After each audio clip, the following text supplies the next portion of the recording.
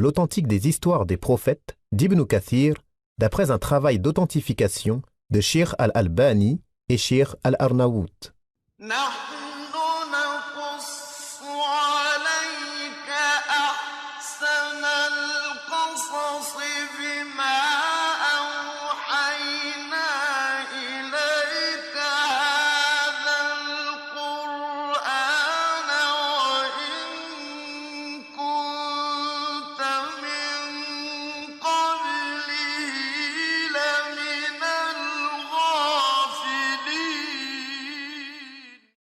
Le récit d'Adam. Les anges interrogent sur la sagesse de la création d'Adam.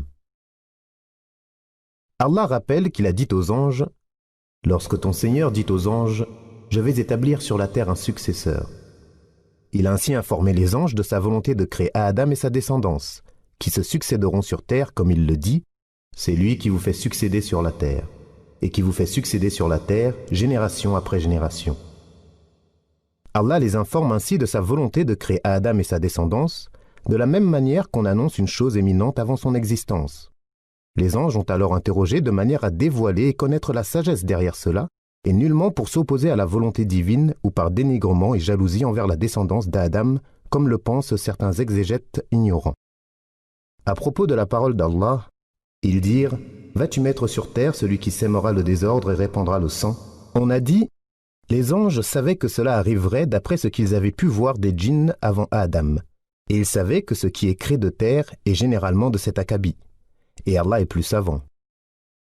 Alors que nous te sanctifions et te glorifions, c'est-à-dire que nous t'adorons continuellement sans qu'aucun d'entre nous ne te désobéisse. Alors si la finalité de la création d'Adam et de sa descendance est de t'adorer, nous n'avons cessé de le faire nuit et jour. » Il dit « En vérité, je sais ce que vous ne savez pas. C'est-à-dire, je connais mieux que vous le bienfait de la création d'Adam et de sa descendance. Seront issus d'eux des prophètes, des messagers, des véridiques, des martyrs et des pieux. Allah leur indiqua ensuite la supériorité d'Adam sur eux en science. Et il apprit à Adam les noms de toutes choses. Ce qui est authentique est qu'Allah apprit à Adam les noms et les fonctions des choses, petites ou grandes comme l'a indiqué Ibn Abbas. Anas ibn Malik rapporte que le messager d'Allah a dit « Au jour de la résurrection, les croyants se rassembleront et diront « Si nous allions à la recherche de celui qui intercédera pour nous auprès de notre Seigneur, ils iront voir Adam et lui diront « Tu es le Père de l'humanité. Allah t'a créé de ses mains.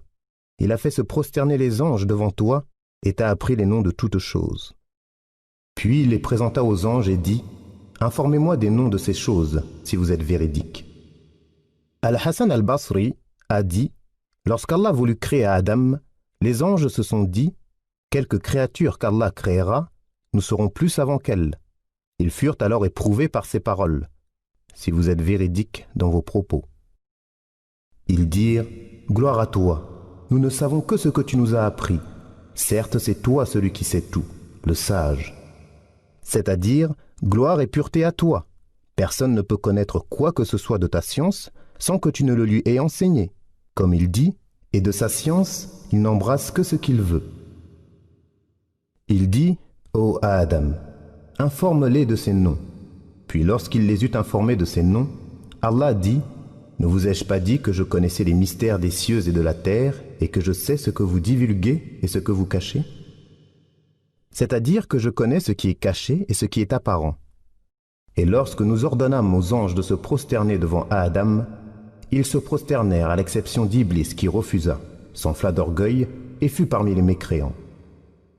C'est un grand honneur qu'Allah fait à Adam en le créant de ses mains et en lui insufflant de son esprit, comme cela apparaît dans sa parole, « Et dès que je l'aurai harmonieusement formé et lui aurai insufflé mon esprit, jetez-vous alors en prosternation devant lui. » Adam a été honoré à 4 reprises par Allah, en le créant de ses mains, en lui insufflant de son esprit, en ordonnant aux anges de se prosterner devant lui et en lui apprenant les noms de toutes choses. C'est pourquoi lorsque Moussa rencontra Adam dans l'assemblée céleste, Al-Mala' al-A'la, et eut avec lui une discussion comme cela sera développé plus loin, il lui dit « Tu es Adam, le père de l'humanité. Allah t'a créé de ses mains, il a insufflé en toi de son esprit, a fait se prosterner les anges devant toi et t'a appris les noms de toutes choses. Et c'est aussi ce que lui diront les anges au jour du rassemblement, comme nous l'avons vu et comme nous le verrons plus loin, si Allah le veut. La jalousie de Satan envers Adam. Allah dit dans un autre verset, « Nous vous avons créé, puis nous vous avons donné une forme. Ensuite, nous avons dit aux anges, « Prosternez-vous devant Adam. » Ils se prosternèrent, à l'exception d'Iblis, qui ne fut point de ceux qui se prosternèrent. Allah dit, « Qu'est-ce qui t'a empêché de te prosterner alors que je te l'ai ordonné ?» Il répondit, « Je suis meilleur que lui. Tu m'as créé de feu alors que tu l'as créé d'argile. » Al-Hassan al-Basri a dit, « Iblis a fait une analogie et il est le premier à l'avoir fait. C'est aussi l'avis de Muhammad ibn Sirin, et le soleil et la lune n'ont été adorés que par ceux qui ont pratiqué une analogie, comme cela a été rapporté par Ibn Jarir. Le sens en est que Satan s'est comparé à Adam, en se voyant plus noble que lui. C'est pourquoi il a refusé de se prosterner devant lui, en dépit de l'ordre qui lui a été donné, ainsi qu'aux anges de se prosterner. La règle veut que lorsqu'une analogie est opposée à un texte, elle ne doit plus être considérée. De plus, cette analogie est fausse, car l'argile est meilleure et plus utile que le feu, car l'argile contient pondération, douceur, patience et épanouissement, alors que le feu n'est qu'inconstance, légèreté, empressement et embrasement. D'autre part, Allah a honoré Adam en le créant de ses mains et en lui insufflant de son esprit, et c'est là la raison pour laquelle il a ordonné aux anges de se prosterner devant lui, comme cela apparaît dans la parole d'Allah. Et lorsque ton Seigneur dit aux anges, « Je vais créer un homme d'argile dure, extraite d'une boue transformée, et dès que je l'aurai harmonieusement formé et lui aurai insufflé mon esprit, jetez-vous alors en prosternation devant lui. » Les anges se prosternèrent tous ensemble, sauf Iblis qui refusa de se prosterner. Alors Allah dit, « Ô Iblis, pourquoi n'es-tu pas parmi ceux qui se prosternent ?» Il dit, « Je ne puis me prosterner devant un homme que tu as créé d'argile dure, extraite d'une boue transformée. » Et Allah dit, « Sors de là, du paradis, car te voilà banni, et malédiction sur toi jusqu'au jour de la rétribution. » Iblis a mérité ce châtiment parce qu'il s'est montré méprisant et orgueilleux envers Adam, désobéissant ainsi à l'ordre divin et s'opposant à la vérité. Il justifia son acte par des arguments fallacieux, et cela fut plus grave encore que sa désobéissance, comme Allah dit, « Et lorsque nous avons dit aux anges, « Prosternez-vous devant Adam », ils se prosternèrent, à l'exception d'Iblis qui dit, « Me prosternerai-je devant quelqu'un que tu as créé d'argile ?» Iblis dit encore, « Vois-tu celui que tu as honoré au-dessus de moi? Si tu me donnais longue vie jusqu'au jour de la résurrection, je m'emparerai de sa descendance et je l'égarerai, sauf un petit nombre d'entre eux. » Allah dit, « Va-t'en. Quiconque d'entre eux te suivra, votre sanction sera l'enfer, en punition permanente. Et excite par ta voix ceux d'entre eux que tu pourras. Rassemble contre eux ta cavalerie et ton infanterie. Associe-toi à eux dans leurs biens et leurs enfants, et fais-leur des promesses. Or Satan ne leur fait des promesses qu'en tromperie. Quant à mes serviteurs, tu n'as aucun pouvoir sur eux, et ton Seigneur suffit pour les soutenir. » Allah dit aussi, « Et lorsque nous dîmes aux anges, « Prosternez-vous devant Adam », ils se prosternèrent, sauf Iblis qui faisait partie des djinns et se révolta contre l'ordre de son Seigneur. Le prendrez-vous donc, ainsi que sa descendance, pour alliés en dehors de moi, alors qu'ils vous sont ennemis? Quel bien mauvais échange pour les injustes. C'est-à-dire que Satan a délibérément désobéi à Allah, par obstination et orgueil, car il a été trompé par sa nature et la matière fourbe dont il fut créé, le feu. Aïcha, radiyallahu anha, rapporte que le messager d'Allah a dit, « Les anges ont été créés de lumière, les djinns d'un feu sans fumée, et Adam de ce qui vous a été décrit. » Al-Hassan al-Basri a dit, « Iblis n'a jamais fait partie des anges. » Allah dit, « Dis, ceci le Coran est une grande nouvelle, mais vous vous en détournez. Je ne connaissais rien de l'assemblée élevée, les anges, quand ils se disputaient. Il m'a seulement été révélé que je suis un avertisseur clair. Quand ton Seigneur dit aux anges, « Je vais créer un être humain à partir d'argile. Quand je l'aurai formé et lui aurai insufflé de mon esprit, jetez-vous devant lui, prosternés. » Alors tous les anges se prosternèrent, sauf Iblis, qui s'enfla d'orgueil et fut du nombre des mécréants. Allah lui dit, « Ô Iblis, qu'est-ce qui t'a empêché de te prosterner devant ce que j'ai créé de mes mains? T'enfles-tu d'orgueil ou te considères-tu parmi les hauts placés? Iblis répondit, je suis meilleur que lui. Tu m'as créé de feu et tu l'as créé d'argile. Allah dit, sors d'ici, te voilà banni. Et que ma malédiction soit sur toi jusqu'au jour de la rétribution. Iblis dit, Seigneur, accorde-moi donc un délai, jusqu'au jour où ils seront ressuscités. Allah dit, tu fais partie de ceux à qui un délai est accordé, jusqu'au jour de l'instant bien connu d'Allah. Iblis dit, par ta puissance, je les séduirai tous, sauf tes serviteurs élus parmi eux. Allah dit, en vérité, et c'est la vérité que je dis, j'emplirai l'enfer de toi et de tous ceux d'entre eux qui te suivront. Il dit aussi, puisque tu m'as égaré, dit Satan, je leur barrerai la route vers ton droit chemin. Puis je les attaquerai de devant, de derrière, de leur droite et de leur gauche. Et pour la plupart, tu ne les trouveras pas reconnaissants. C'est-à-dire, puisque tu m'as égaré, je guetterai les hommes sur tous les chemins et fondrai sur eux de toutes parts. Le bienheureux sera celui qui le fuit et le malheureux celui qui le suit. L'imam Ahmed rapporte d'après Saboura ibn Abi Faqih que le prophète sallallahu alayhi wa sallam a dit « Satan guette le fils d'Adam sur ses chemins ». Puis il cita le hadith sur la description de Satan. Les anges qui se sont prosternés devant Adam. Les exégètes ont divergé sur le fait de savoir quels sont les anges auxquels on a ordonné de se prosterner devant Adam. S'agit-il de tous les anges ainsi que le suggère l'ensemble des versets, et qui est l'avis de la majorité des savants, ou les anges qui étaient sur terre comme l'a rapporté Ibn Jarir d'après Ad-Dahhak d'après Ibn Abbas? Le premier avis est le plus plausible car il s'appuie sur le hadith qui dit « Et il a ordonné à ses anges de se prosterner devant lui », qui désigne également l'ensemble des anges et Allah est plus savant. Satan était au ciel. Les paroles d'Allah adressées à Iblis « Descends d'ici » et « Sors de là » montrent que Satan était au ciel et qu'il a été déchu du rang qu'il avait atteint par sa dévotion et son imitation des anges dans leur obéissance et adoration. Il en fut privé en raison de son orgueil, sa jalousie et sa désobéissance à son Seigneur, et il descendit sur terre, blâmé et éloigné de la miséricorde d'Allah. Le récit de la création de Hawa. Allah ordonna à Adam et à son épouse de demeurer au paradis. Et nous dîmes, ô Adam, habite le paradis, toi et ton épouse, et mangez de ses bienfaits à votre guise. Mais n'approchez pas de cet arbre, sinon vous seriez du nombre des injustes. Ô Adam, prends pour demeure le paradis, toi et ton épouse, et mangez de ce que vous voulez, mais n'approchez pas de cet arbre, sinon vous seriez du nombre des injustes. Lorsque nous dîmes aux anges, prosternez-vous devant Adam, ils se prosternèrent, excepté Iblis qui refusa. Alors nous dîmes, ô Adam, il est un ennemi pour toi et ton épouse. Prenez garde qu'il vous fasse sortir du paradis, car tu seras alors malheureux. Au paradis, tu n'auras pas faim et ne seras pas nu. Tu n'auras pas soif et ne seras pas frappé par l'ardeur du soleil. Le contexte de ces versets montre que Hawa a été créée avant qu'Adam n'entre au paradis, d'après sa parole, « Ô Adam, habite le paradis toi et ton épouse ». C'est l'avis d'Ibn Ishaq ibn Yasar et c'est le sens apparent de ces versets. Muhammad ibn Ishaq rapporte d'après Ibn Abbas que Hawa a été créée à partir de la plus petite côte gauche d'Adam, alors que celui-ci dormait. Cela est confirmé par la parole d'Allah.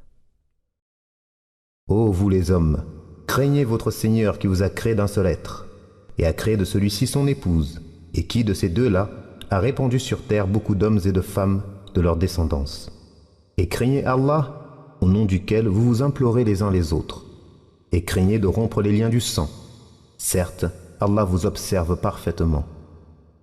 C'est lui qui vous a créé d'un seul être, duquel il a tiré son épouse, pour qu'il trouve de la tranquillité auprès d'elle. Et lorsque celui-ci eut cohabité avec elle, elle tomba enceinte et pouvait, au début, facilement se déplacer avec. Al-Bukhari et Muslim rapportent d'après Abu Huraira que le prophète a dit « Prenez soin des femmes, car la femme a été créée d'une côte. Or la partie la plus courbée de la côte est la partie supérieure.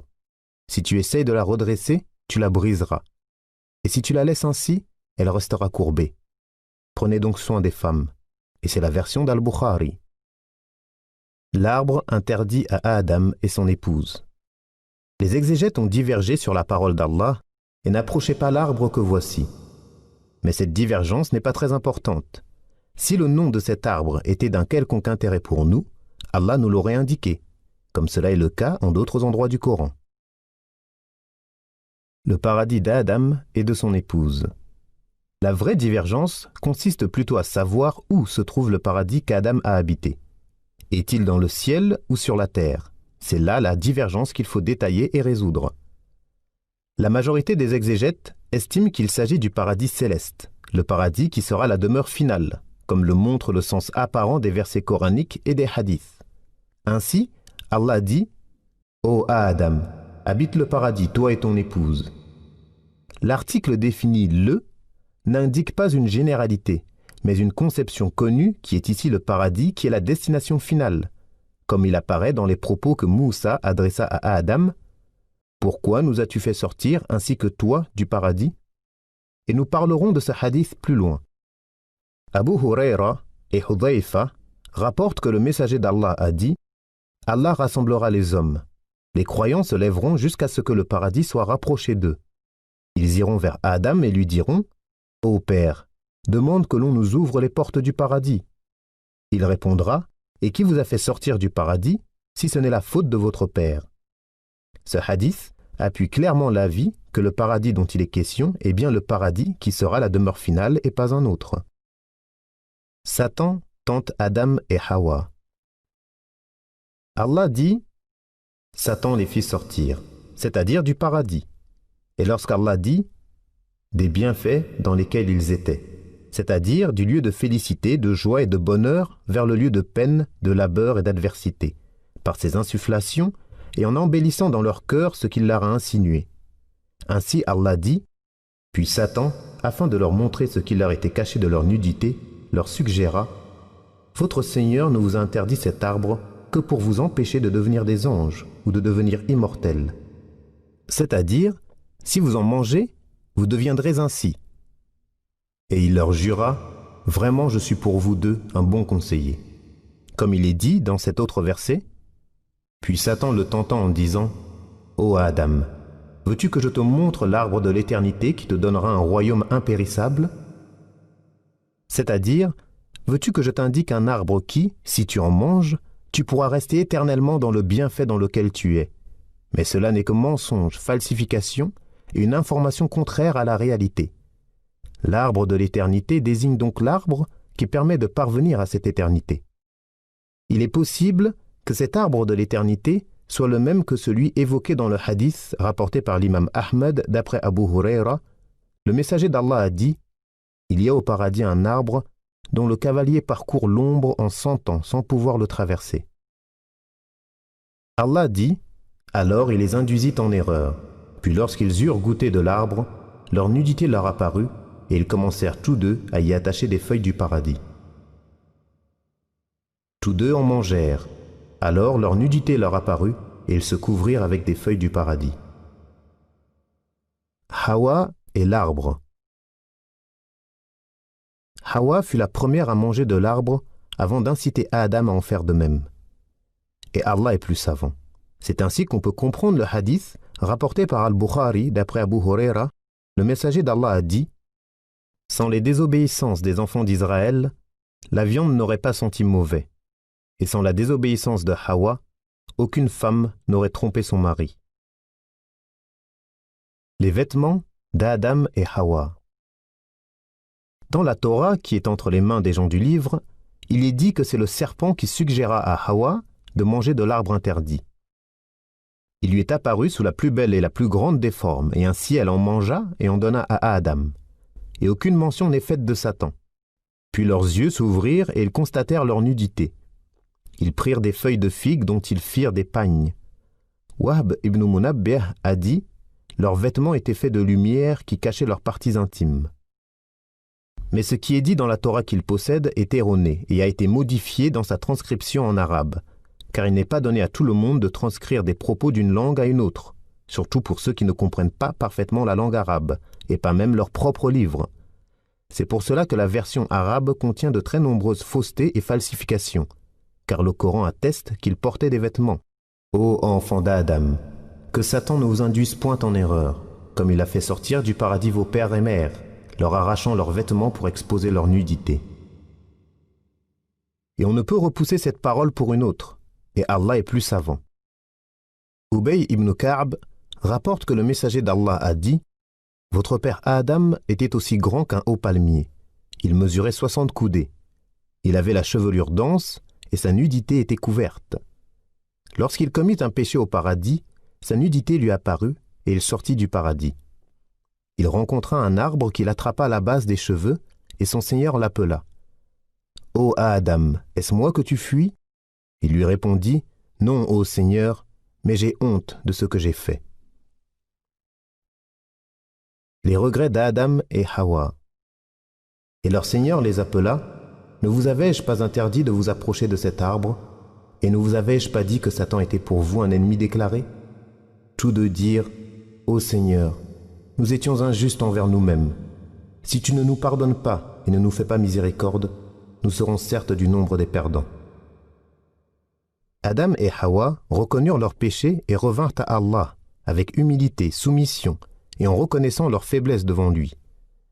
Ainsi, chaque fois qu'un descendant d'Adam commet un péché et emprunte cette voie, il en obtient un bien dans ce monde et dans l'au-delà. La sortie du paradis. Descendez sur terre, où vous serez ennemis les uns des autres, et il y aura pour vous sur terre séjour et jouissance pour un temps.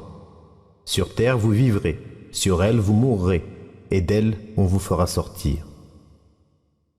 Ces propos s'adressent à Adam, Hawa et Satan. Certains ajoutent le serpent. On leur a ordonné de descendre du paradis pour vivre sur terre ennemis les uns des autres. La présence du serpent peut être confirmée par la parole du prophète « Nous n'avons jamais fait la paix avec eux depuis que nous les avons combattus. » La parole d'Allah « Sortez du paradis et descendez sur terre, vous serez ennemis les uns des autres » est un ordre adressé à Adam et Satan et leurs descendances respectives et indirectement à Hawa et au serpent. Donc même si dans le verset c'est le duel qui est employé, l'ordre s'applique à tous. Et nous dîmes, sortez du paradis, ennemis les uns des autres, et pour vous, il y aura une demeure sur terre et des biens pour quelque temps. Puis Adam reçut de son Seigneur des paroles, et Allah agréa son repentir, car il est celui qui accueille le repentir, le miséricordieux. Nous dîmes, sortez tous. Toutes les fois que je vous enverrai un guide, ceux qui le suivront n'auront rien à craindre et ne seront point affligés. Et ceux qui ne croient pas et traitent de mensonges nos révélations, ceux-là sont les gens du feu où ils demeureront éternellement. Certains exégètes disent que la première descente indiquée dans les versets précédents évoque la descente du paradis vers le ciel de ce monde, alors que la seconde évoque la descente du ciel vers la terre. C'est un avis faible, car Allah dit tout d'abord « Sortez du paradis, ennemis les uns des autres, et pour vous, il y aura une demeure sur terre et des biens pour quelque temps. » Cela indique qu'ils sont descendus directement sur terre, et Allah est plus savant. Ce qui est juste est qu'il s'agit d'une seule descente mentionnée à 2 reprises, contenant chacune des sagesses spécifiques. Le premier verset insiste sur l'animosité entre eux, alors que le second indique que celui qui suit la voie d'Allah sera bien heureux, et que celui qui s'en détourne sera malheureux. Et cette forme d'expression a de nombreux exemples dans le Coran. Abu Musa al-Ash'ari a dit « Lorsqu'Allah a fait descendre Adam sur terre, il lui a appris à fabriquer toutes choses et lui donna des fruits du paradis.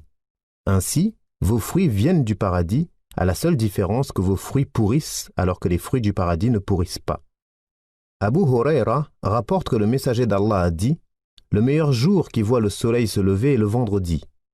C'est ce jour qu'Adam fut créé, qu'il entra au paradis et qu'il en sortit. » Dans une autre version, il est ajouté « Et c'est le jour qu'aura lieu la résurrection. » Le repentir d'Adam.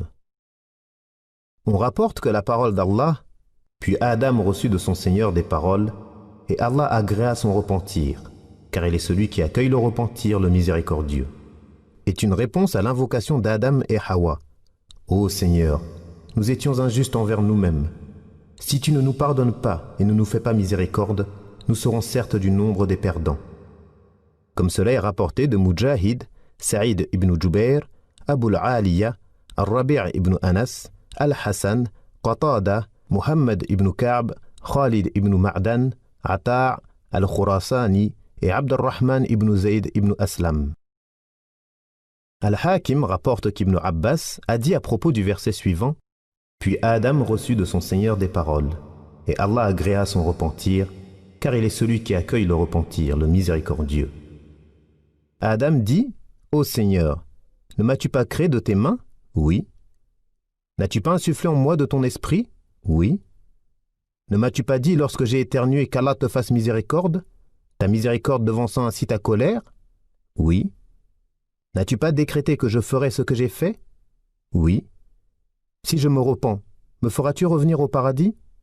Oui. Le verset précédent est semblable à la parole d'Allah. Adam désobéit ainsi à son Seigneur et il s'égara. Tout de suite, Adam se repentit de son péché. Ainsi son Seigneur le choisit, agréa son repentir et le guida. La discussion entre Adam et Moussa. Abu Huraira rapporte que le prophète a dit: Moussa débattit avec Adam et lui dit: C'est toi qui as fait sortir les hommes du paradis et les as rendus malheureux. Adam lui répondit: Ô Moussa, tu es celui qu'Allah a choisi pour sa révélation et sa parole. Me blâmeras-tu pour une chose qu'Allah a décrétée pour moi avant même qu'il ne m'ait créé? Le messager d'Allah ajouta: C'est ainsi qu'Adam eut le dessus sur Moussa. Omar ibn al-Khattab rapporte que le messager d'Allah a dit: Moussa dit: Ô Seigneur, montre-nous Adam qui nous a fait sortir, tout comme lui, du paradis. Allah lui montra Adam, et Moussa lui dit: Es-tu Adam? Oui. Est-ce toi en qui Allah a insufflé de son esprit, devant qui il a fait se prosterner les anges, et à qui il a appris les noms de toutes choses? Oui. Qu'est-ce qui t'a poussé à nous faire sortir, toi et nous, du paradis? Qui es-tu? Je suis Moussa. Tu es Moussa, le prophète des enfants d'Israël, celui à qui Allah a parlé derrière un voile et sans aucun intermédiaire parmi ses créatures? Oui. Me blâmeras-tu pour une chose qu'Allah a décrétée avant même que je n'existe? Le messager d'Allah ajouta: C'est ainsi qu'Adam eut le dessus sur Moussa, c'est ainsi qu'Adam eut le dessus sur Moussa. Les avis ont divergé à propos de ce hadith. La secte d'Al-Qadariyya l'a rejeté car il contient une confirmation de la prédestination, ce qui est contraire à leur croyance. Par contre, la secte d'Al-Jabariyya l'a accepté car ils pensent qu'il est un argument pour eux, car pour eux, Moussa eut le dessus sur Adam et qu'il le blâma pour un péché qui lui ait été prédestiné. Et nous répondrons plus tard à cela. D'autres ont dit qu'Adam eut le dessus sur Moussa car ce dernier l'a blâmé pour un péché dont il s'est repenti. Or, celui qui se repent sincèrement d'un péché est comme celui qui n'a jamais péché. D'autres ont dit qu'il eut le dessus sur lui parce qu'il est son aîné, son père, ou encore parce que leurs législations sont différentes. Certains affirment qu'ils étaient dans le monde de la tombe, al-Barzakh. Or, dans ce monde, la responsabilité légale, taklif, cesse. Ce qui est authentique est que ce hadith est rapporté de très nombreuses façons, parfois dans son seul sens sans les termes exacts, ce qui le rend discutable. Mais l'essentiel de ce hadith est rapporté par Al-Bukhari et Muslim, où l'on voit que Moussa a blâmé Adam parce qu'il s'est sorti lui et sa descendance du paradis. Et Adam lui répondit que ce n'était pas lui qui les avait fait sortir du paradis, mais celui qui a décrété pour lui qu'il sortirait du paradis s'il mangeait de l'arbre interdit. Et celui qui l'a décrété et écrit avant l'existence d'Adam est Allah. Il le blâmait donc pour une chose qui le dépassait et dont il n'était responsable que parce qu'il avait mangé de l'arbre interdit. Mais il n'est pas responsable de la sortie du paradis. Ce n'est que le décret et la réalisation d'Allah, avec toute sa sagesse. C'est pour cela qu'Adam eut le dessus sur Moussa. De plus, seule une personne obstinée peut rejeter ce hadith qui possède de très nombreuses chaînes de transmission et qui est rapporté par Abu Huraira, compagnon réputé pour sa qualité de témoin honorable, sa mémoire et sa précision. De plus, il est rapporté par d'autres compagnons comme nous l'avons dit plus haut. Celui qui en donne d'autres interprétations, comme celle citée plus haut, s'éloigne des termes et des sens du hadith. Et si la secte d'Al-Jabriyya l'utilise comme argument, leurs propos sont discutables de plusieurs points de vue. Premièrement, Moussa ne l'a pas blâmé pour une faute dont il s'est repenti. Deuxièmement, il a lui-même tué une personne sans recevoir d'ordre pour cela et invoqué Allah en ces termes. Il dit: Seigneur, je me suis fait du tort, pardonne-moi donc. Et Allah lui pardonna. C'est lui vraiment le pardonneur, le miséricordieux. Troisièmement, si l'on pouvait justifier le péché pour lequel on est blâmé par le décret divin, tout pécheur invoquerait le décret divin, ce qui rendrait caduque toute peine légale. Si la prédestination pouvait être utilisée comme justification, tout le monde l'utiliserait pour justifier ses péchés majeurs et mineurs, et cela aurait des conséquences terribles. C'est pourquoi certains savants ont dit que la réponse d'Adam constitue une justification par la prédestination de l'épreuve et non de la désobéissance. Et Allah est plus savant de la vérité. Il nous suffit, et quel bon protecteur. La création d'Adam dans les hadiths. L'imam Ahmed rapporte d'après Abu Moussa que le prophète a dit « Allah a créé Adam d'une poignée prise de toutes les parties de la terre. C'est pourquoi les enfants d'Adam sont à l'image de la terre. Certains sont blancs, d'autres rouges, noirs ou mat de peau. Certains sont mauvais, d'autres bons, doux, durs ou entre les deux. » Anas rapporte que le prophète a dit « Lorsqu'Allah créa Adam, celui-ci resta ainsi un certain temps. Et Iblis tournait autour de lui et, lorsqu'il vit qu'il était creux, il sut alors qu'il s'agissait d'une créature qui ne se maîtrise pas. » Anas ibn Malik rapporte que le messager d'Allah a dit « Lorsqu'Allah insuffla de son esprit en Adam et que l'esprit pénétra sa tête, il éternua et dit « Louange à Allah, Seigneur de l'univers. » Allah lui répondit « Allah te fait miséricorde. » Abu Huraira rapporte que le prophète a dit « Allah créa Adam de terre, puis il en fit une argile qu'il laissa jusqu'à ce qu'elle devienne une boue malléable. Il le façonna alors et le laissa jusqu'à devenir une argile sonnante comme de la poterie. Lorsqu'Iblis passait près de lui, il disait « Tu as été créé pour une chose importante. » Ensuite, Allah insuffla en lui de son esprit. La première chose que l'esprit pénétra fut ses yeux et ses narines. Il éternua et Allah lui inspira de louer son Seigneur. Allah lui accorda ensuite sa miséricorde et lui dit « Ô Adam, va vers ce groupe d'anges et dis-leur « Que le salut soit sur vous. Assalamu alaykum. » Et vois ce qu'ils te répondront. Il s'approcha d'eux, les salua et ils lui répondirent « Et sur toi le salut d'Allah, ainsi que sa miséricorde et ses bénédictions. » Wa alayka assalam wa rahmatullah wa barakatuh. Allah lui dit « Ô Adam, ceci est ton salut et celui de ta descendance. » Adam dit « Ô Seigneur, qu'est-ce que ma descendance ?»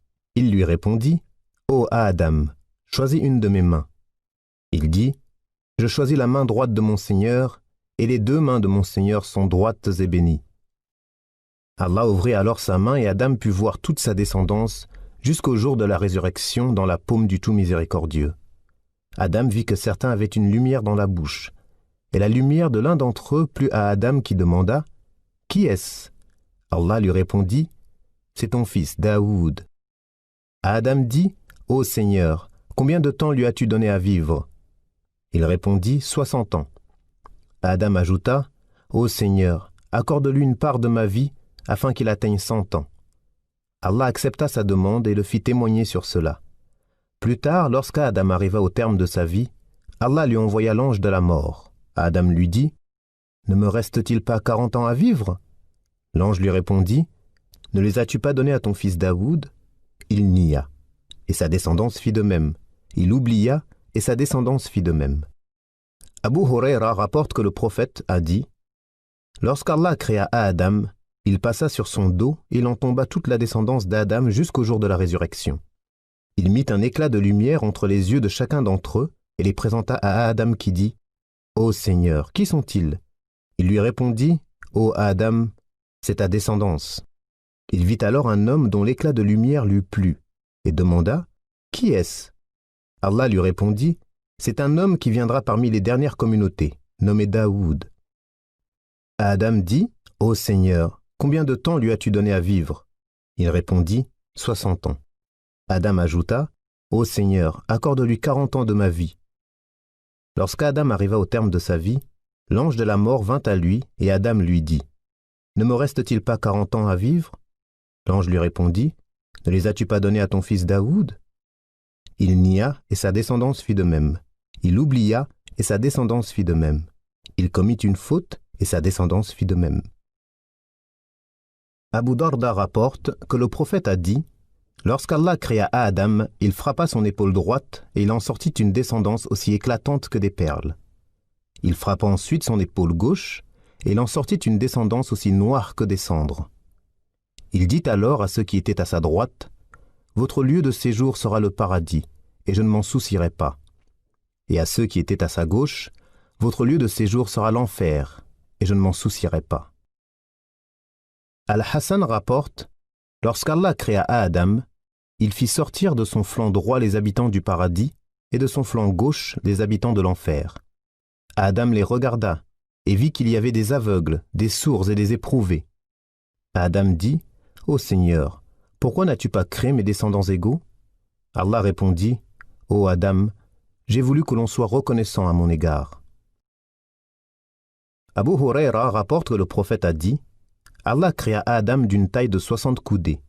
Il lui dit ensuite « Ô Adam, va saluer ce groupe d'anges et écoute ce qu'ils te répondront, car ce sera ton salut et celui de ta descendance. » Il leur dit « Que le salut soit sur vous. Assalamu alaikum. » Et ils lui répondirent « Et sur toi le salut d'Allah ainsi que sa miséricorde. Wa alayka assalam wa rahmatullah. » Ajoutant la miséricorde d'Allah. Tous ceux qui entreront au paradis seront à l'image d'Adam, et jusqu'aujourd'hui la taille de sa descendance n'a cessé de diminuer. On interrogea Omar ibn al-Khattab à propos de la parole d'Allah, et quand ton Seigneur tira une descendance des reins des fils d'Adam et les fit témoigner sur eux-mêmes, ne suis-je pas votre Seigneur? Ils répondirent, mais si, nous en témoignons. Il dit, j'ai entendu le messager d'Allah être interrogé à ce sujet et dire, Allah créa Adam, puis il passa sa main droite sur son dos, en fit sortir une descendance et dit, j'ai créé ceci pour le paradis, et ce sont les actes des gens du paradis qu'ils accompliront. Puis il passa de nouveau sur son dos, en fit sortir une descendance et dit, j'ai créé ceci pour l'enfer, et ce sont les actes de l'enfer qu'ils accompliront. Un homme dit, ô messager d'Allah, ils accompliront donc des œuvres? Il répondit, lorsqu'Allah crée le serviteur pour le paradis, il lui fait accomplir les œuvres des gens du paradis jusqu'à mourir sur l'œuvre de l'un d'entre eux, et ainsi il entrera au paradis. Et lorsqu'Allah crée le serviteur pour l'enfer, il lui fait accomplir les œuvres des gens de l'enfer jusqu'à mourir sur l'œuvre de l'un d'entre eux, et ainsi il entrera en enfer. Le pacte est le témoignage de l'unicité. Tous ces hadiths montrent qu'Allah a sorti la descendance d'Adam de son dos comme de minuscules particules, dhar, et qu'il les a divisés en deux, les gens de la droite et les gens de la gauche. Et il dit, ceux-là auront pour lieu de séjour le paradis, et je ne m'en soucierai pas. Et ceux-là auront pour lieu de séjour l'enfer, et je ne m'en soucierai pas. Quant au fait qu'il les ait fait témoigner, parler et attester de son unicité, cela n'est pas rapporté dans les hadiths authentiques. Et il y a à redire sur le fait d'expliquer le verset de Surat Al-A'raf de cette manière, comme nous l'avons exposé en mentionnant les hadiths et récits avec leur chaîne de transmission et leur texte. Que celui qui le désire y revienne, et Allah est plus savant. Ibn Abbas rapporte que le prophète a dit « Allah a pris l'engagement des reins d'Adam à Na'man, c'est-à-dire Arafah. Il fit sortir de ses reins toute sa descendance et la dispersa devant lui. Puis il s'adressa à eux en disant « Et quand ton Seigneur tira une descendance des reins des fils d'Adam et les fit témoigner sur eux-mêmes, ne suis-je pas votre Seigneur ?» Ils répondirent « Mais si, nous en témoignons. » Afin que vous ne disiez point, au jour de la résurrection, vraiment, nous n'y avons pas fait attention. Ou pour que vous ne disiez pas, nos ancêtres autrefois donnaient des associés à Allah, et nous sommes leurs descendants. Vas-tu nous anéantir pour ce qu'ont fait ceux qui ont rendu vaines leurs actions? Selon les chaînes de transmission, le hadith est attribué au prophète, marfu'a, ou au compagnon, mawquf, mais il est plus juste de l'attribuer au compagnon. La majorité des savants reconnaît le fait qu'il y a eu un pacte entre Allah et la descendance d'Adam. Il s'appuie sur plusieurs preuves parmi lesquelles Anas ibn Malik rapporte que le messager d'Allah a dit « On dira à un homme de l'enfer au jour de la résurrection, si tu possédais tout ce qu'il y a sur terre, le donnerais-tu pour te racheter? Il dira « Oui ». Allah lui dira alors « Je t'ai demandé moins que cela. J'ai pris de toi l'engagement, alors que tu étais dans les reins d'Adam, de ne rien m'associer. Mais tu t'es obstiné à le faire. Le malheur d'Iblis face au repentir d'Adam. Nous avons vu que lorsqu'Allah ordonna aux anges de se prosterner devant Adam, ils se prosternèrent tous, à l'exception d'Iblis, qui refusa de le faire par jalousie et inimitié. Allah le chassa alors de l'assemblée céleste et le fit descendre sur terre, exilé, maudit et lapidé. Abu Huraira rapporte que le messager d'Allah a dit « Lorsque le serviteur récite un verset contenant une prosternation, et qu'il se prosterne, Satan se sauve en pleurant et en disant « Malheur à moi ! On a ordonné à Adam de se prosterner. Il le fit et il eut le paradis. Et on m'a ordonné de me prosterner, j'ai refusé et j'obtiendrai l'enfer. » La durée du séjour d'Adam au paradis. Ensuite, Adam demeura au paradis, qu'il soit au ciel ou sur terre selon la divergence exposée plus tôt, avec son épouse Hawa, se nourrissant de toutes sortes de fruits. Mais lorsqu'ils mangèrent de l'arbre interdit, leur nudité leur apparut et ils descendirent sur terre. Et nous avons mentionné la divergence sur leur lieu de descente. Les savants ont également divergé sur la durée du séjour d'Adam au paradis et si on leur y avait donné des enfants.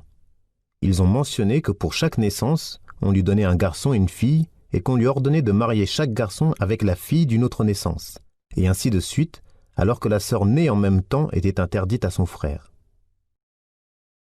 Le récit des fils d'Adam, Qabil et Habil. Allah dit et raconte-leur en toute vérité l'histoire des deux fils d'Adam. Tous deux voulurent se rapprocher d'Allah par des offrandes. Celle de l'un fut acceptée, mais pas celle de l'autre. Celui-ci dit « Je vais te tuer ». Son frère lui répondit « Allah n'accepte que des pieux. Si tu portes la main sur moi pour me tuer, moi, je ne porterai pas la main sur toi pour te tuer, car je crains Allah, le Seigneur de l'univers. Je veux que tu partes avec mon péché et le tien. Tu seras alors parmi les gens du feu. Telle est la récompense des injustes. » Son âme l'incita à tuer son frère. Il le tua et fut ainsi du nombre des perdants. Puis, Allah envoya un corbeau qui se mit à gratter la terre pour lui montrer comment ensevelir le corps de son frère. Il dit « Malheur à moi, ne suis-je pas capable, comme ce corbeau, d'ensevelir le corps de mon frère ?» Il fut alors du nombre de ceux que ronge le remords. La réponse de Habil aux menaces de son frère « Si tu portes la main sur moi pour me tuer, moi je ne porterai pas la main sur toi pour te tuer, car je crains Allah, le Seigneur de l'univers. » montre son bon comportement et sa crainte d'Allah ainsi que son refus de répondre aux menaces de son frère. C'est pourquoi le messager d'Allah a dit « Lorsque deux musulmans se rencontrent avec leurs épées, le meurtrier, la victime, iront tous deux en enfer. » On demanda « Ô messager d'Allah, pour le meurtrier, cela va de soi, mais qu'en est-il de la victime ?» Il répondit « Lui aussi désirait la mort de son adversaire. » Sa parole « Je veux que tu partes avec mon péché et le tien. Tu seras alors parmi les gens du feu, telle est la récompense des injustes. » signifie « Je ne veux pas te tuer, bien que je sois plus fort que toi. Si tu es décidé, tu assumeras alors mon péché et le tien, c'est-à-dire que tu porteras le péché de mon assassinat qui viendra s'ajouter à tes péchés antérieurs, si tu es décidé à le faire. » C'est l'avis de Mujahid, As-Suddi et Ibn Jarir. Cependant, le verset ne signifie pas que le meurtrier endosse automatiquement les péchés de sa victime, comme le prétendent certains, et Ibn Jarir rapporte qu'il y avait unanimité des savants sur le contraire. Quant à ce que rapportent certains ignorants, affirmant que le messager d'Allah a dit « Le meurtrier laisse sa victime dénuée de tout péché », c'est une parole qui n'a aucun fondement dans les livres de hadith et n'a aucune chaîne de transmission, pas même faible. Mais cela peut être vrai pour certaines personnes au jour de la résurrection, lorsque la victime demandera des comptes à son assassin, et si les bonnes actions du meurtrier ne suffisent pas à compenser cette injustice, il endossera les péchés de sa victime, comme cela est rapporté dans le hadith évoquant l'ensemble des injustices, et le crime est l'une des plus grandes, et Allah est plus savant. Saad ibn Abi Waqqas dit lors de la révolte contre Othman « Je témoigne que le messager d'Allah a dit « Il y aura une rébellion. Celui qui demeurera assis sera meilleur que celui qui se sera levé. Celui qui sera debout sera meilleur que celui qui marchera. Celui qui marchera sera meilleur que celui qui courra. » On demanda « Et s'il entre chez moi pour me tuer ?»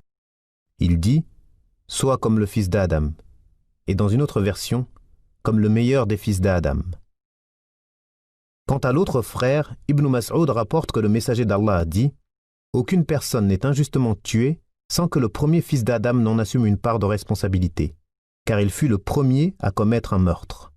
Sur le mont Qasiyoun, au nord de Damas, se trouve une grotte nommée la grotte du sang, connue pour être la grotte où Qabil tua son frère Habil, et cela est rapporté des gens du livre, et Allah est plus savant de l'authenticité de cet avis.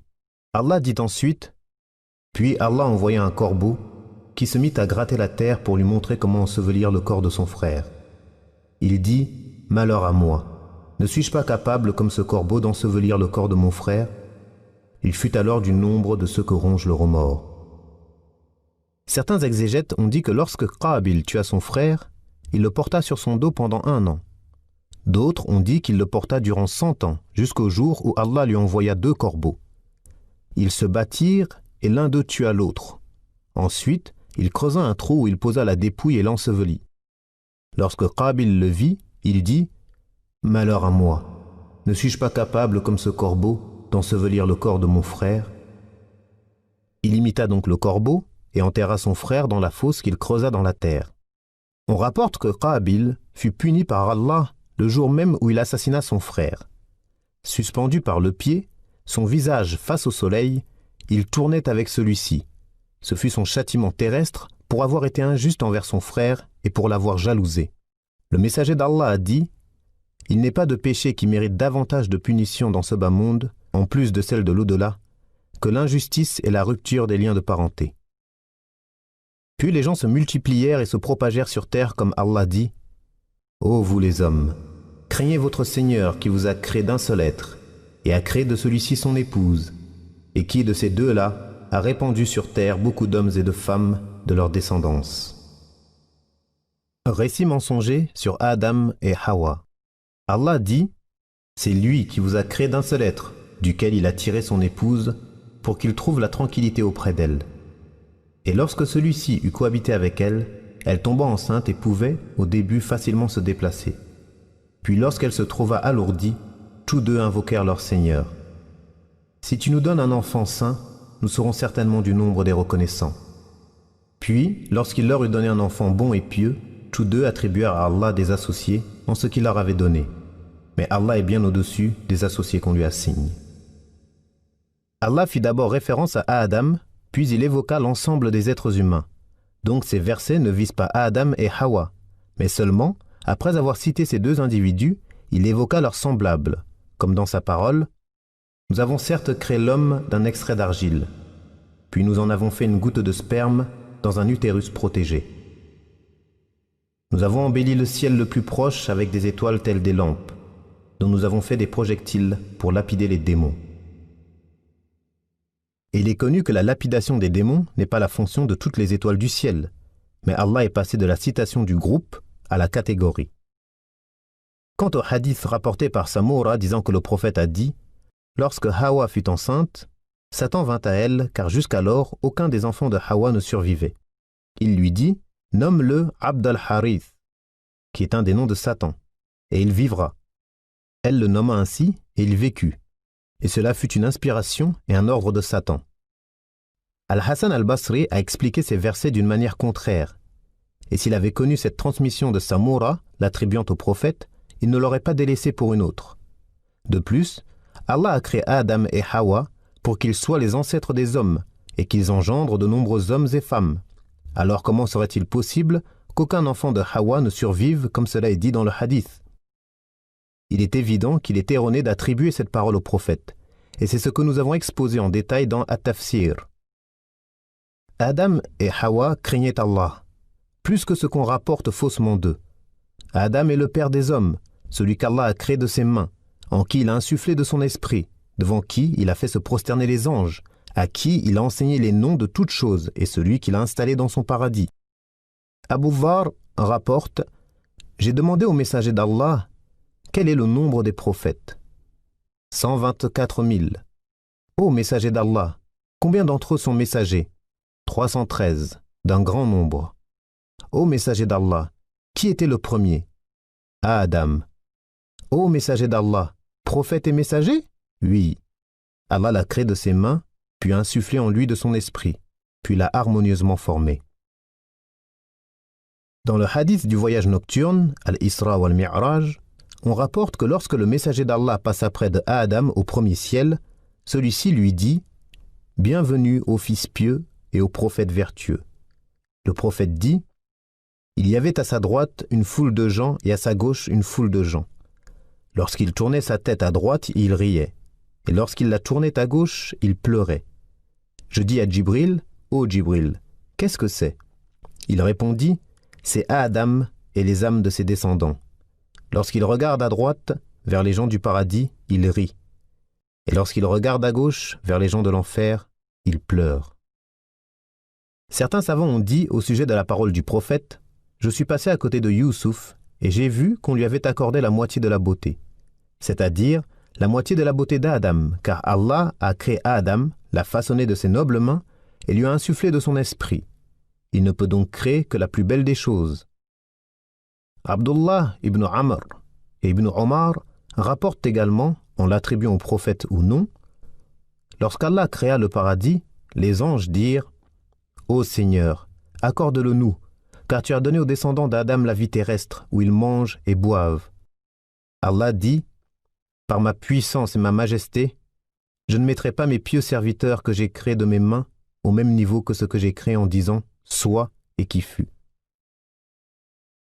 Il a également été rapporté que le messager d'Allah a dit « Allah a créé Adam à son image ».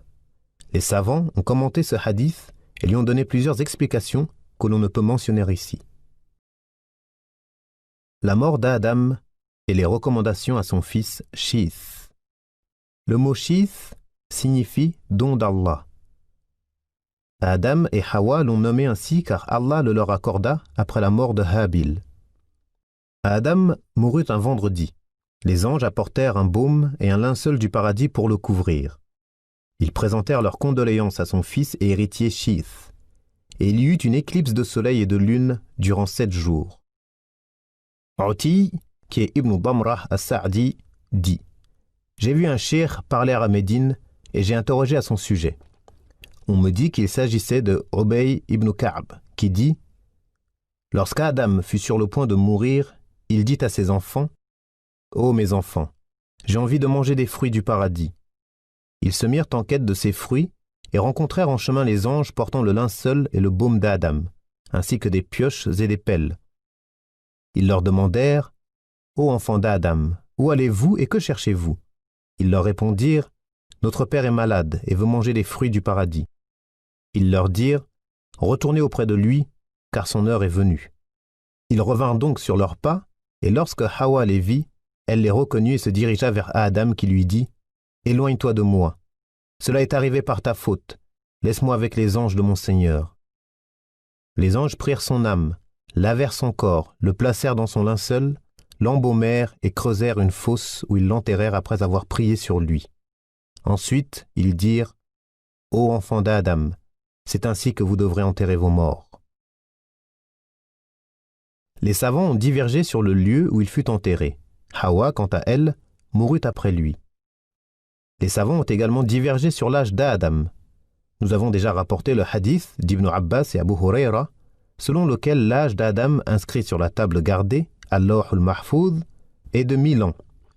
Et ce qui est inscrit dans la Torah stipulant qu'Adam aurait vécu 930 années n'est pas à prendre en considération, car cela est contraire à la vérité qui nous a été transmise par celui qui est infaillible. De plus, il est possible de rassembler ces deux avis en disant que, si ce qui est écrit dans la Torah est bien ce qui a été révélé par Allah, alors cela désigne le temps passé sur terre après qu'il soit descendu du paradis, 930 années solaires, qui représentent 957 années lunaires, auxquelles on ajoute les 43 années passées au paradis, comme le rapporte Ibn Jarir et d'autres, ce qui nous donne 1000 ans.